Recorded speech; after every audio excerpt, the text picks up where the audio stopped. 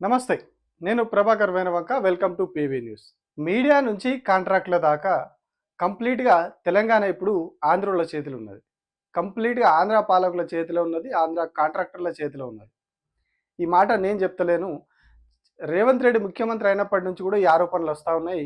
ఇప్పుడు స్వయంగా వాళ్ళ సొంత పార్టీ ఎమ్మెల్యే సీనియర్ కాంగ్రెస్ నాయకుడు కోమటిరెడ్డి రాజగోపాల్ రెడ్డి కూడా అవే కామెంట్స్ చేశారు.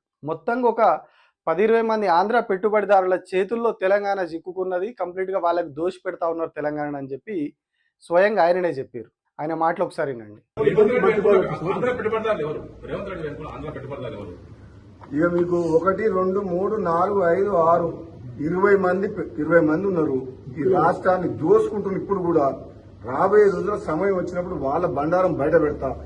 ఏది ఏమైనా తెలంగాణ రాష్ట్ర సంపద లూటీ విషయంలో గాని, కాంట్రాక్టుల విషయంలో గాని, భూముల విషయంలో గాని, ఇసుక మాఫియా విషయంలో గాని, ఏ విషయంలో సరే తెలంగాణ ప్రాంతానికి ప్రజలకు అన్యాయం చేసే పని ఎవరు చేసినా బహిరంగంగా మాట్లాడతాం. తెలంగాణ కంప్లీట్‌గా చంద్రబాబు నాయుడు చెప్పు చేతుల్లో నడుస్తా ఉన్నది. కొందరు ఆంధ్ర పెట్టుబడిదారుల చేతుల్లో నడుస్తా ఉన్నదనేది చాలా రోజులుగా ఉన్నటువంటి ఆరోపణ. అంటే 20 నెలల నుంచి ఉన్నటువంటి ఆరోపణ. ఇప్పుడు దానికి మరింత రూఢి దొరికింది. కొద్ది రోజుల క్రితమే కాంగ్రెస్ పార్టీకి సంబంధించిన ఇంకొక ఎమ్మెల్యే అనిరుద్ రెడ్డి కూడా ఇట్లాంటి కామెంట్స్ చేసి ఆయన ఏకంగా ఫిర్యాదులు కూడా చేసారు వీటి మీద.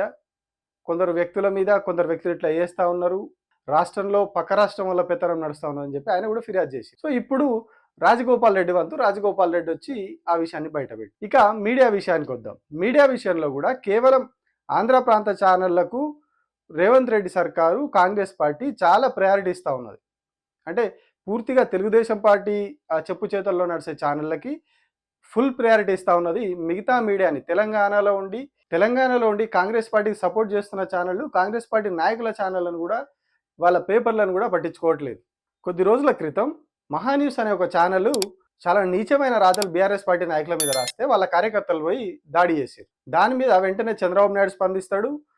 ఆగమేఘాల మీద ఇక్కడ నుంచి రాష్ట్ర ప్రభుత్వం స్పందిస్తుంది, సెక్యూరిటీ ఇస్తుంది, వాళ్ళందరి మీద నాన్ బెయిలబుల్ కేసులు పెడుతుంది. చివరికి ఏ సంబంధం లేని మహిళల మీద కూడా ఆ ఇష్యూలో కేసులు పెడతారు.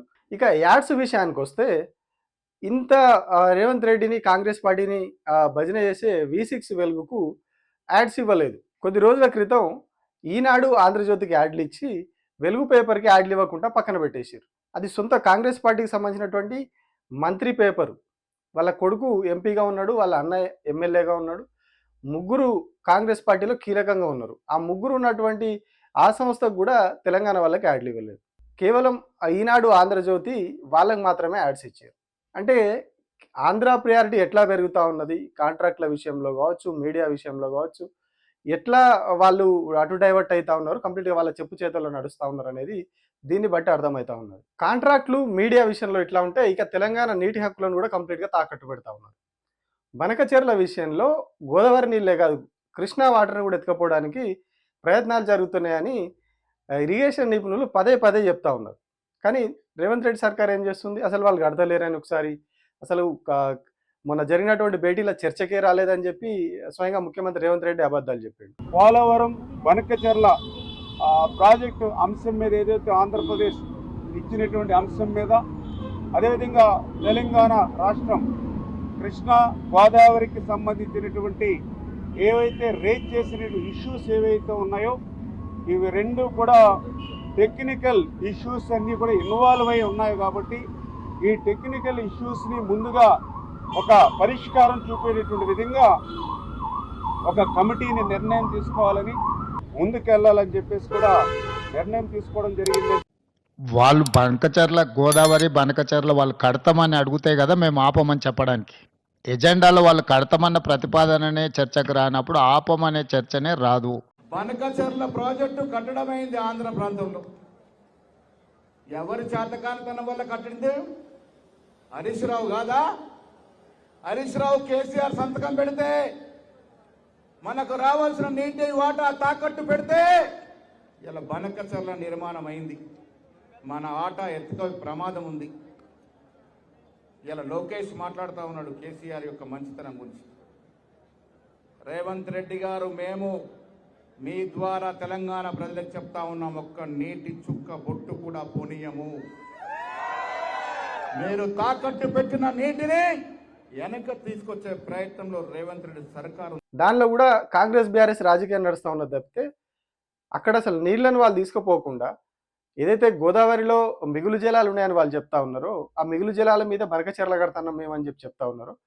ఆ మిగులు జలాలు ఎక్కడి కాళేశ్వరం ప్రాజెక్ట్ లేకుంటే ఆ మిగులు జలాలు వస్తాయి. సో ఇక్కడ కాళేశ్వరం ప్రాజెక్ట్ని ఇప్పుడు ఎండబెట్టారు కాబట్టి అక్కడ వాళ్ళకి మిగులు జలాలు చూపిస్తూ ఉన్నారు వాళ్ళు.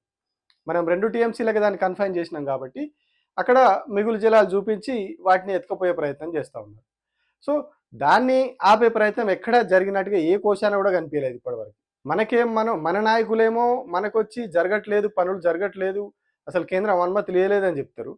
అక్కడి నాయకులకేమో పనులు జరుగుతూ ఉన్నాయి, మాకు కేంద్ర ప్రభుత్వం అనుమతులు ఇచ్చింది, మేము ఎట్లా తెచ్చుకోవాలో అట్లా తెచ్చుకుంటాం, మేము పనులు చేసుకుంటామని వాళ్ళు చెప్తారు. అక్కడ అంతా జరుగుతూ ఉంటే మన ప్రభుత్వం మాత్రం చేష్టలుడికి చూస్తూ ఉంటుంది. వాళ్ళకి ఏం కూడా వాటిని ఆపే ప్రయత్నాలు, అడ్డుకునే ప్రయత్నాలు చేయదు. పైగా ఇక్కడ వచ్చి దానికి కారణం బీఆర్ఎస్ వాళ్ళు అని చెప్పి మళ్ళీ సేమ్ పొలిటికల్ డ్రామా నడిపిస్తూ ఉంటారు. ఇదంతా కూడా ఎట్లా మనం మళ్ళీ ఆంధ్ర పాలన చేతిలోకి వెళ్ళిపోయినాం. ఉమ్మడి రాష్ట్రంలో ఎట్లాగైతే వాళ్ళ పెత్తనం నడిచి వాళ్ళు మన నీళ్లు, నిధులు, ఉద్యోగాలను ఎత్తుకుపోయారో సేమ్ మళ్ళీ ఆ పరిస్థితులు వచ్చినట్టు కనిపిస్తూ ఉన్నది. సేమ్ అవే పరిస్థితులు. వాళ్ళు కట్కేస్తే లైట్ వెలగడం, వాళ్ళు కట్క బంద్ చేస్తే లైట్ బంద్ అవ్వడం, ఇదే జరుగుతుంది. అప్పుడు ఇదే జరిగేది. వాళ్ళు ప్రయారిటీ అంతా కూడా వాళ్ళకు ఉండేది. ఏవి కావాలన్నా, ఫండ్స్ కావాలన్నా, ఏమైనా ప్రాజెక్టులు కావాలన్నా, చెరువులు రిపేర్లు అయినా, ఏదైనా చిన్న పనికైనా కూడా ఆంధ్రాకు ప్రయారిటీ ఇచ్చారు, తెలంగాణని ఎండబెట్టారు. సో ఇప్పుడు కూడా మళ్ళీ అదే పరిస్థితులు కనిపిస్తూ ఉన్నాయి. ఆ పరిస్థితులను కాంగ్రెస్ నాయకులే బయట పెడతా ఉన్నారు. కాంగ్రెస్ పార్టీ సంబంధించిన మీడియా సంస్థలకే అట్లాంటి అన్యాయాలు జరుగుతూ ఉన్నాయి. ఈ గోదావరి నీళ్ళ విషయంలో ఎట్లా జరుగుతున్నదో అదంతా కనిపిస్తూ ఉంది. సో పూర్తిగా మళ్ళీ ఆంధ్ర చేతుల్లోకి వెళ్ళిపోయింది తెలంగాణ పూర్తిగా మళ్ళీ ఆంధ్ర నాయకుల చేతుల్లోకి వెళ్ళిపోయింది. ముఖ్యమంత్రి తెలంగాణ వాడే ఉన్నాడు, తెలంగాణ రాష్ట్రమే ఉన్నది. కానీ పాలన అంతా కూడా వాళ్ళు చెప్పినట్టుగా, వాళ్ళ రిమోట్ కంట్రోల్లో నడుస్తున్నట్టుగా ఈ పరిణామాలు వాళ్ళ సొంత పార్టీ నాయకులు చెప్తున్న దాన్ని బట్టే స్పష్టమవుతా ఉన్నది. Thank you.